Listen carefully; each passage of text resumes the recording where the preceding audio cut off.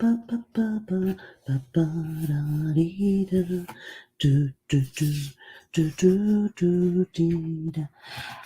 kia ora. Helen Brahms here, coming to you live from Surprise in Arizona. Hope you're having a super fantastic, sparkling day. Welcome to Before the Dirt Nap podcast, number 1661. No clue. That is the title of tonight's podcast. I have no clue. I was sitting down earlier today, and throughout the day, I kept thinking, what do I want to talk about tonight? What would be a good topic for tonight? And I was sitting in the family room earlier, and just sorting out thoughts. So I put my recorder on my phone and just started talking into it about I'm working my way through. Hang on, let's back up a little bit. I'm working my way. I am currently listening to The Power by Rhonda Byrne, who wrote The Secret. And so while I'm listening to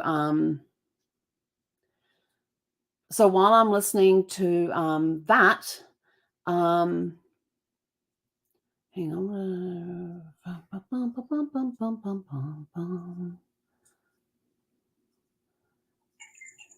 Oops. Hang on. How did I do that? Hang on. What the heck? All right. I'm not sure what happened there. All right. Let's try this again. I'm going to go back on live on. Okay. So that actually put people on. Oh, that'd be interesting. That could be interesting. Just bump on people when they're on live and invite them to come in. Okay. So let's try this again. Sorry, I'm still learning TikTok and how to do lives on TikTok. So for those of you on Facebook and YouTube, thank you for bearing with me as I learn new technology. I actually wrote in a comment today that when it comes to me and technology, I know enough about technology to be dangerous. So it was, yeah, that's kind of interesting on that. So anyway, so tonight we're talking about no clue. So I was sitting listening to the audiobook. Hang on. I just got to take a breath, get some water. So I was listening to the audiobook, The Power by Rhonda Byrne, who wrote The Secret. And this is like, I've lost count of the number of times I've listened to this book over the years. But this is my second time around in the last week on this book. And so they've got these exercises in there that go, what if, and then you complete the statement, like, what if you had X number of dollars in the bank account? What would that look like for you? And then you write out or talk out what that would mean to you. What if you had your dream job? What does it look like? How would it feel? So there's all these sorts of different things. And so I was sitting there and I was, before I came on, and I was like sitting there and doing what if. So I was doing what if exercise and just talking it through onto a record. I was recording what I was talking about. And then, then it comes to look at the clock and go, oh, it's time to go and get on for my podcast for the day. And then I said to myself, I said, well, what am I going to talk about tonight? And I went, no clue. So here we are talking about no clue, because I have no clue what I'm going to talk about tonight.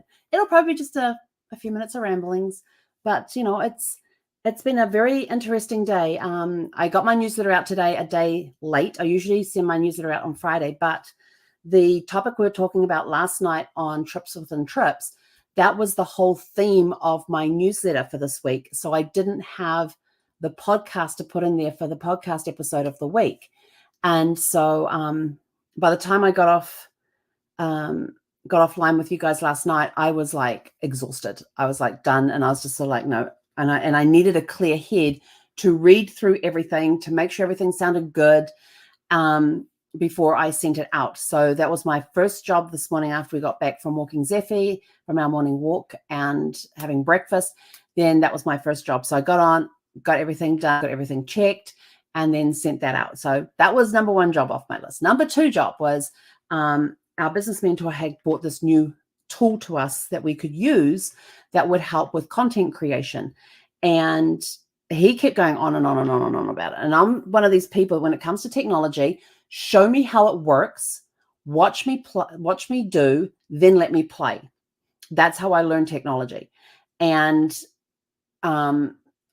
yesterday afternoon, I was working on a project, and I suddenly realized I was working on this project that this tool that my mentor had been talking about would actually accomplish all of that in half the time, in less than half the time it took me to figure it all out. And so this morning I went on, I signed up for this tool, not knowing how it worked or anything. And so I took that one video and I plugged it into this tool, and it was like, oh my gosh, this was amazing. And yeah, the content it created from one video was incredible.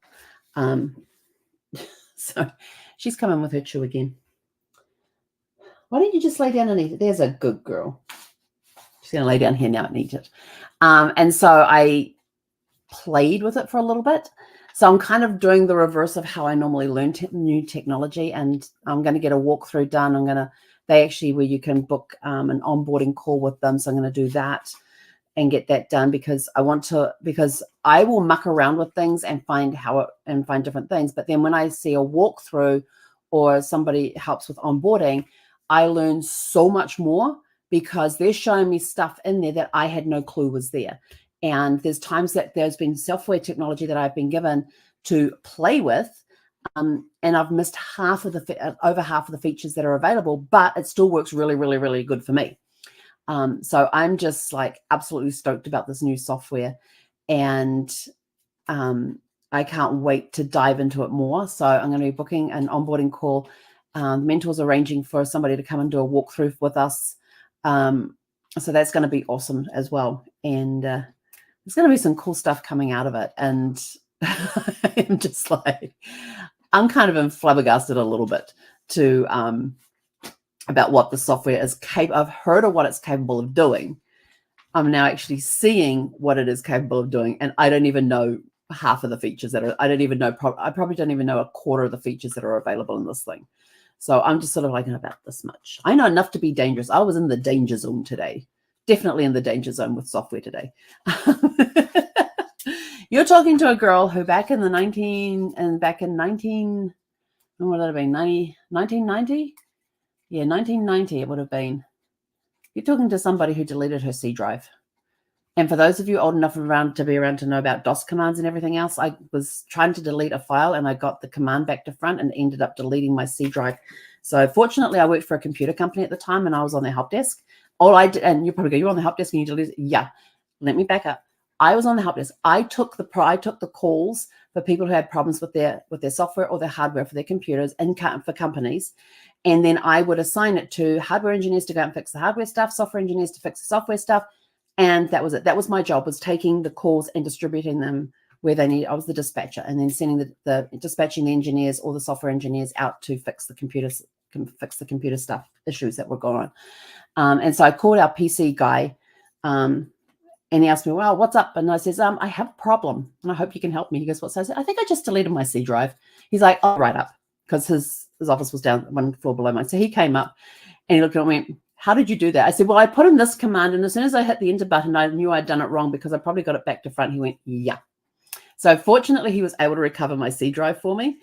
And he says, you're pretty savvy on the computer and all of that. But he says, but you're just a little dangerous. I says, yeah, I know enough about technology to be dangerous. And he goes, yes, I would agree with that.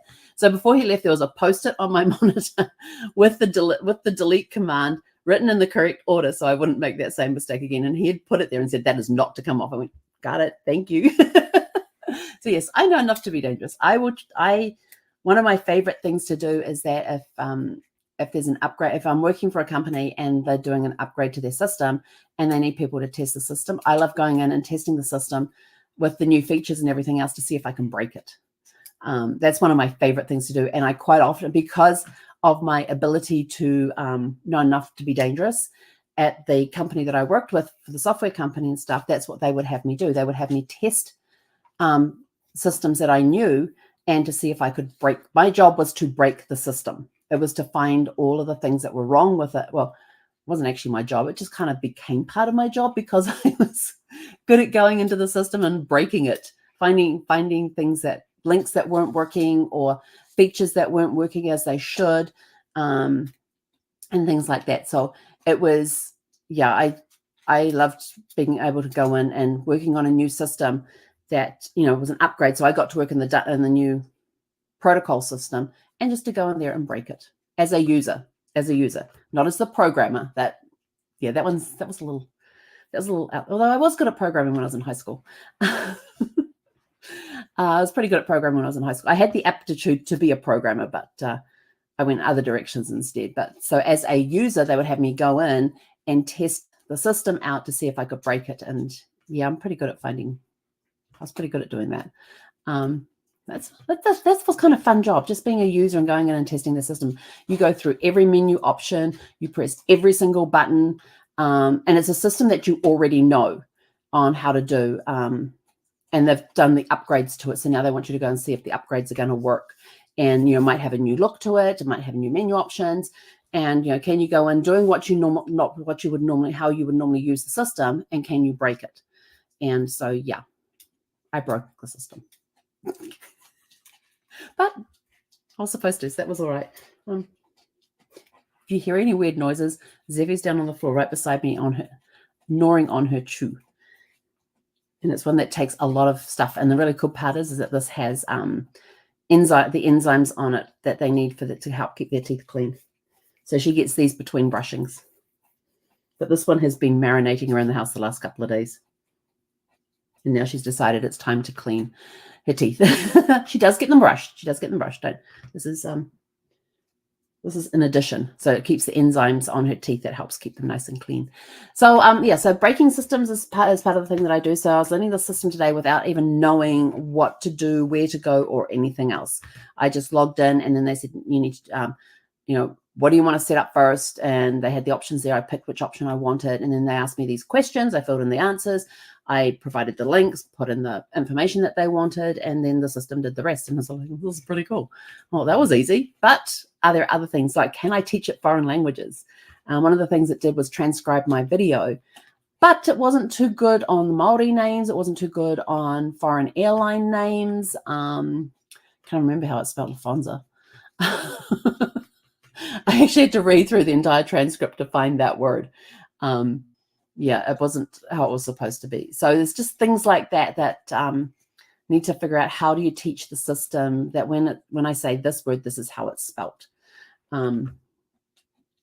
Because I say kia ora every time when I start my lives, which is KIA space ORA, and they had Kyoto, KYOTA is what they put in there. I was like, no. We need to teach the system how to do different languages when they're mainly English, but you do have other foreign words in there as well. So what else have we done today, Zeph? So we worked on that. Worked on some other marketing stuff as well. We took a nap this afternoon, which was really awesome. I hadn't had a nap for a long time. So, but it's nice on the weekends because you got that flexibility where you can just say, I just need to step back. I did some journaling today too. Just need to step back, rest and relax. And so we go do what we call it a snoozle. We go and do a snoozle. It's our afternoon naps as a snoozle. So we went and did our snoozle and then got up from that and went for our evening walk. It was warm out there this evening. It was like 72 degrees Fahrenheit, which is, I have no idea in Celsius. So for my friends back home, that's about 22 degrees Celsius. So it was very warm out there tonight. Came home a little hot. Had a sweatshirt on while we were out there and long pants, and came home a little hot. But I went for a nice long walk. Zeffie decided that she doesn't want to do a shorter walk in the evening. She wants to do a longer walk. So we did almost a mile tonight. We do just over a mile in the morning, and then we do about usually do half a mile in the evening. And she decided tonight, like she did last night, we're going to go longer. I'm like, okay, fine, whatever. So what else are we doing this weekend? We've kind of got a long weekend. I still have to work on Monday though, even though it's President's Day, because there's a lot of people that think that just because it's President's Day, the help chat that I work on is still open. So I've got that on. I've got a genealogy class on Monday as well. So I'm looking forward to that. It's actually going to be a really good discussion. Where is it? It's a career idea exchange with genealogists, because genealogy is such a wide, very broad profession. There's so many different areas you can go into. Like you can, what's the name of the family? Can't remember the name. It's one of these big dynasty families. They actually employ a full-time genealogist who keeps track of everybody. They keep track of everybody. So if somebody comes in with a claim, says, "Oh, I belong to this family," okay, and it's a genealogist that then does all their permanent genealogist who does all of the research to find out is that claim correct or not. So they keep track of everybody in this family. So there's that. There's forensic genealogy, which is helping find heirs and just things to do with in some cases helping find adopted families. There's actually a genealogist for housing as well. Did you know that houses can, anybody's got to research like deeds and all of that, and the history of a house, it's done by a genealogist. Isn't that cool? Some of these old houses and everything have amazing stories that can be told and things, and it's the genealogist that goes in there and unearths all of these stories. What's the house about? How long has it been around? Who the different families that have lived in it? What it was like when they lived in that house, and they may even do the genealogy on the families that used to live in the house. Is it somebody who inherited it, or was it sold?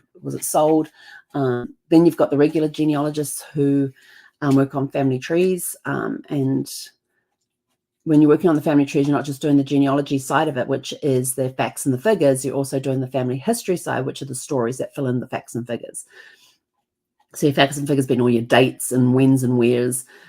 So, marriage dates, birth, baptisms, those regular things. You put dates on them. You find the certificates. You find the proof to prove that information is correct. Then you have the family history side, which is finding the stories that builds this person's life. So when you're looking at a person in your family tree, how much information do you actually know about that person? So it's not just their birth dates and places. It's not just their marriages. It's not just how many kids did they have. It's not just their deaths and where they're buried or how they died and all of that sort of information. It's also who were they as a person? What was their occupation? What was when they were living in that particular time period, what were conditions like for them to live in? Where did they live? Was it in the lower part of town? Was it in the middle class, the high class? All of that sort of thing is part of their story. And that, can you find any newspaper articles about that person, which can help build up information about what their lives were like? Are they mentioned in any journals? Did they keep journals that are now archived in a town archive, a county archive, a state archive, a national archive, a family history society, associations? What else can you find out about them? Were they in the military? Can you look in their military records and see what sort of what service were they in? What was their job when they were in the military? What was their service like? Did they get any medals or any awards or certifications or medals and that sort of stuff? So that part of it is all part of their history to build up who is this person.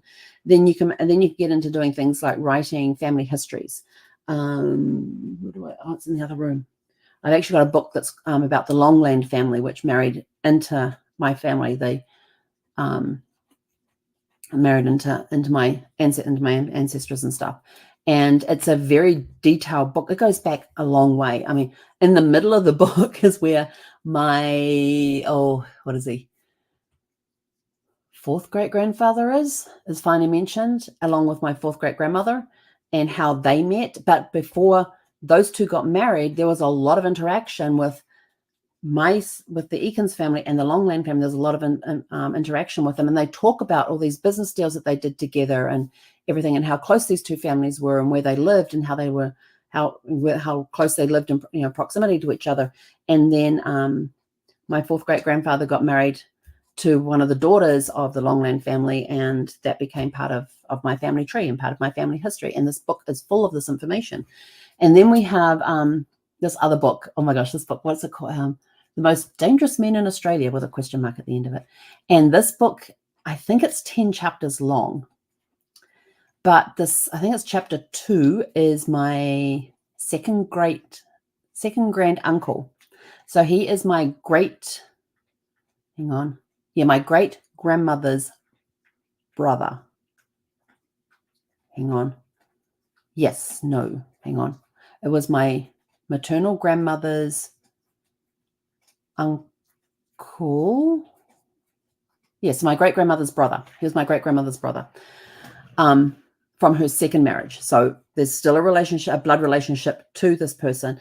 But it talked about, I mean, I still can't, I mean, reading this guy's story, I'm sitting there, I'm reading through this book, and I get to this chapter about this guy, and I read it, and I'm going, oh my gosh, you know, he was a tyrant as a landlord. He was a Nazi sympathizer during World War II. He embezzled funds from the Nazis, and he was living in Australia at the time of this. And when he got arrested for treason, I actually have copies, digital copies of the police reports where he got arrested for treason. He was held for like 2 or 3 days and then released. And then 2 or 3 days later, he was rearrested again for treason in Australia. And he tried to claim, first of all, he tried to claim that he was American. And they said, produce your birth certificates. He said he had no clue who his mother was. And I'm like, I know who your mother is. And stop lying to people. He was a terrible liar. He said he was born on a boat off the coast of California. And so therefore he was American. And so they'd asked him to produce his birth certificate. He said he couldn't do that because they were destroyed in the San Francisco earthquake. And that happened in the early 1900s. And so then he turned around and said that he was German. Now, he was of German descent, yes, but he was not born in Germany, which he tried to claim. And so, of course, the Australian government went to the German government and said he claimed it, and they're like, he's not one of ours. Yes, there was all this stuff going on. But yeah, he was a tyrant as a landlord. He would turn the water off in his apartment buildings for no reason whatsoever. He would not put the heat on during the winter time. He just made conditions of living in his apartment building just horrendous. And it's just like one incident after another, after another, after another. And there was newspaper articles to back up all of this information. There was all this documentation with the police that backed up all these different claims and everything else. And there was just so much information out there that backed up everything that was in this book, that had been written in this book, that it was just sort of like, this guy is horrible. And it was sort of like, then it suddenly dawned on me, oh yeah, I'm related to him. So there are going to be some characters in your family tree. Some will be good, some not so good. But, you know, genealogy will prove DNA will prove that you are related by blood. Genealogy proves how you are related. And so, yeah, there's going to be some interesting characters that you're going to find in your tree. There's also going to be some interesting stories that are going to come up in your tree. So when you're looking at the different stories and unearthing information in genealogy, you're going to come across some stuff. So whenever you're researching genealogy or you hire a professional genealogist to do the research for you, you have to be prepared that they may find things that you're not going to like. They may find some shocking things that may shock you. And especially when it comes to DNA, it could prove that somebody that you thought was blood related to you may not be. Think about that one and the impact that it has.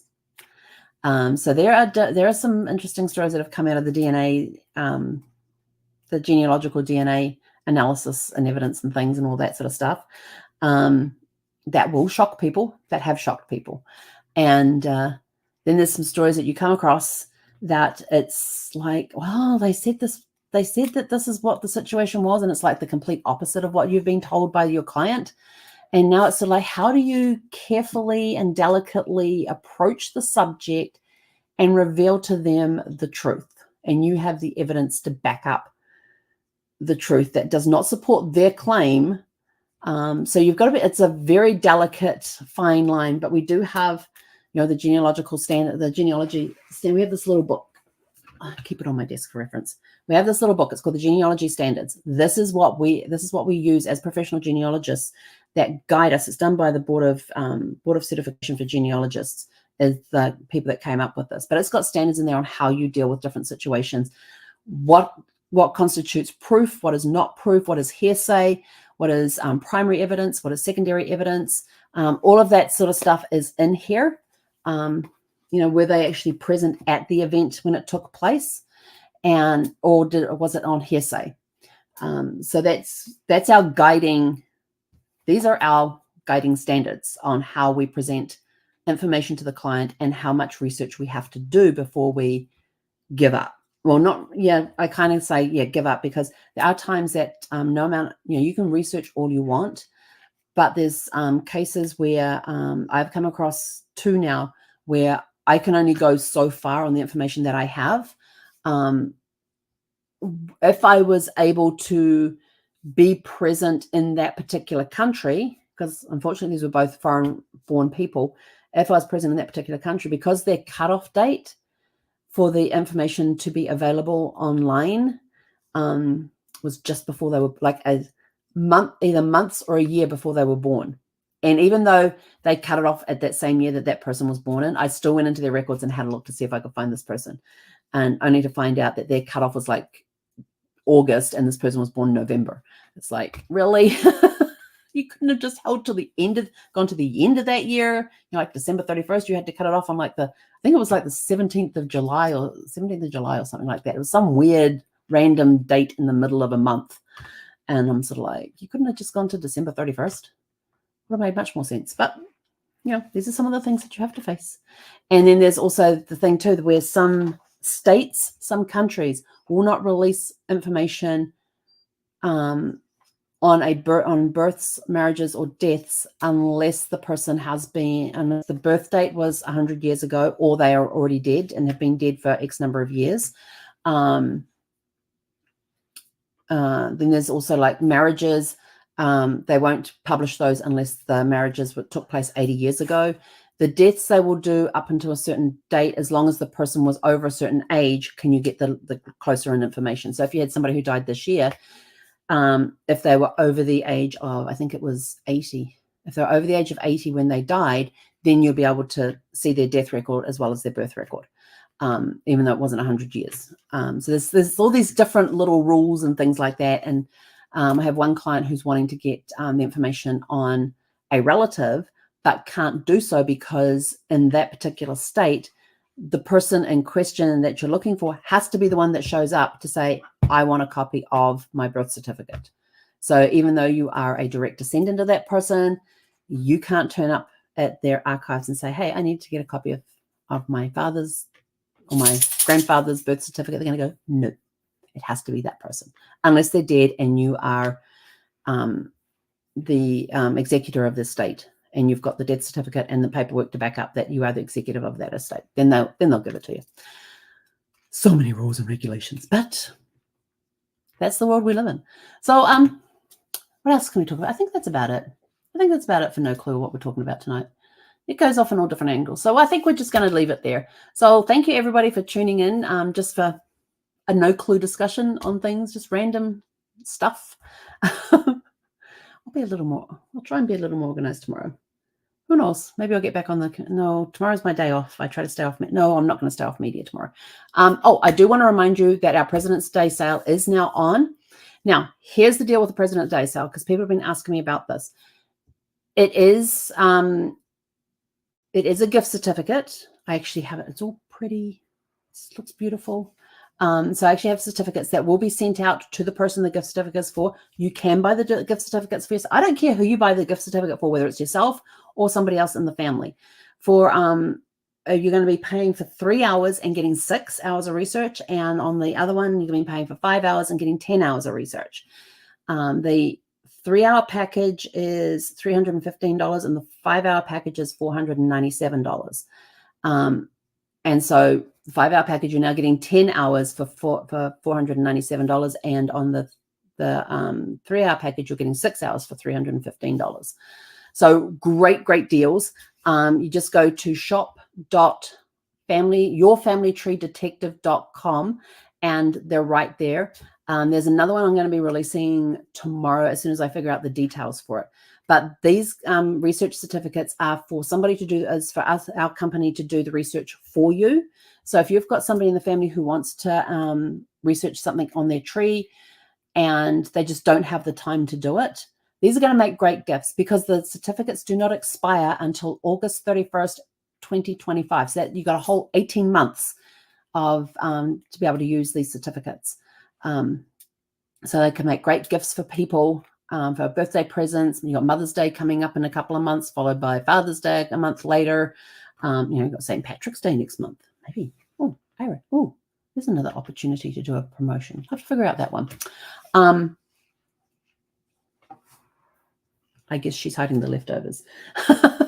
What else can we do with them? So that you can use them for yourself. So those are to do research for you.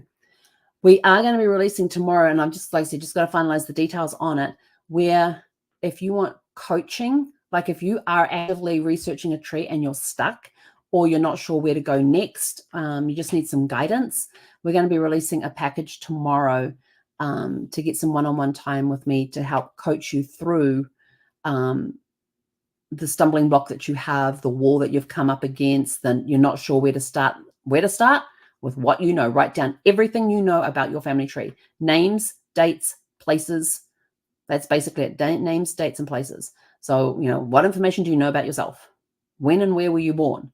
When and where were your parents born? When and where did they get married? When and where, if they're all still with you, then you don't have to worry about the death thing. If they're not with you, when and where did they pass away? When and where are they buried? It's all when and where. And you just put their names in there. And when you're working with women, you want the name they were born with. Yes, they may have gotten married and changed their name. They may have got married and not changed their name. But you want to make sure that the name that you have on the family tree is the name that they were born with. Let's see what else. So we're going to put together a coaching package. So if you are actively working on your tree and you just need some help and some guidance and things, we're going to give you an opportunity to do some one-on-one coaching with me and help you get through those stumbling blocks, give you some pointers, give you some tips on where to go next. And we'll be releasing that package tomorrow. As another, because the President's Day special we've got right now is the done for you.